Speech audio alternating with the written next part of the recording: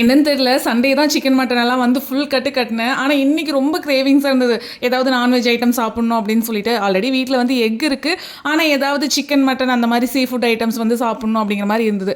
So evening time நமக்கு sea food எல்லாம் கிடைக்கிறதுக்கு வாய்ப்பு இல்லை, அதுவும் எங்கள் ஊரில் சுத்தமாக வாய்ப்பு இல்லை.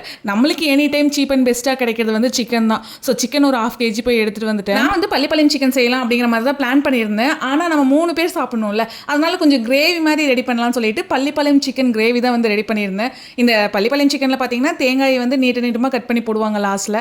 அது கூடவே சேர்த்து நான் உருளைக்கிழங்கும் எண்ணெயில் ஃப்ரை பண்ணி போட்டிருந்தேன். டேஸ்ட் வந்து உண்மையாலுமே ரொம்ப அல்டிமேட்டாக வந்து இருந்தது. நார்மலாக பள்ளிப்பாளையம் சிக்கன் வந்து செய்கிறது ரொம்ப ஈஸி தான். அதுக்கு வந்து ஒரு கடாயில் எண்ணெய், கடுகு, சின்ன வெங்காயம், கருவேப்பிலை, வரமிளகா, சிக்கன் இதெல்லாமே போட்டு நல்லா வணக்கிட்டு, கூடவே தேவையான அளவு கல் உப்பு, மஞ்சத்தூள் இதையும் போட்டு நல்லா வணக்கிட்டு, கறியெல்லாம் நல்லா வெந்ததுக்கப்புறம் நம்ம வந்து கட் பண்ணி வச்சுருக்கிற தேங்காயும் போட்டோம்னா அவ்வளோதான், வேலை முடிஞ்சு பள்ளிப்பாளையம் சிக்கன் வந்து ரெடி ஆயிரும். சேம் அதே மெத்தட் தான். ஆனால் நான் இதில் வந்து ஒரு மசாலா மட்டும் ஆட் பண்ணேன். மல்லி, சீரகம், மிளகு, சோம்பு, பட்டை, கிராம்பு, வரமிளகா, கருவேப்பிலை இதெல்லாமே ஃப்ரை பண்ணிவிட்டு, இன்னொரு கடையில் பார்த்தீங்கன்னா வெங்காயம், இஞ்சி, பூண்டு இதையும் நல்லா ஃப்ரை பண்ணிவிட்டு ரெண்டையும் சேர்த்து அரைச்சி ஒரு பேஸ்ட் மாதிரி ரெடி பண்ணி இந்த சிக்கனில் ஆட் பண்ணி நான் பண்ணியிருந்தேன். டேஸ்ட் ரொம்ப சூப்பராக இருந்தது. நானே எக்ஸ்பெக்ட் பண்ணல. அதில் எண்ணெய் எல்லாம் பிரிஞ்சு வந்து பார்க்குறக்கே ரொம்ப சூப்பராக இருந்தது. பார்க்குறதுக்கு மட்டும் இல்லைங்க, டேஸ்ட்டும் ரொம்ப நல்லா இருந்தது. நானே வந்து எதிர்பார்க்கல இந்த அளவுக்கு சூப்பராக வரும்னு சொல்லிட்டு.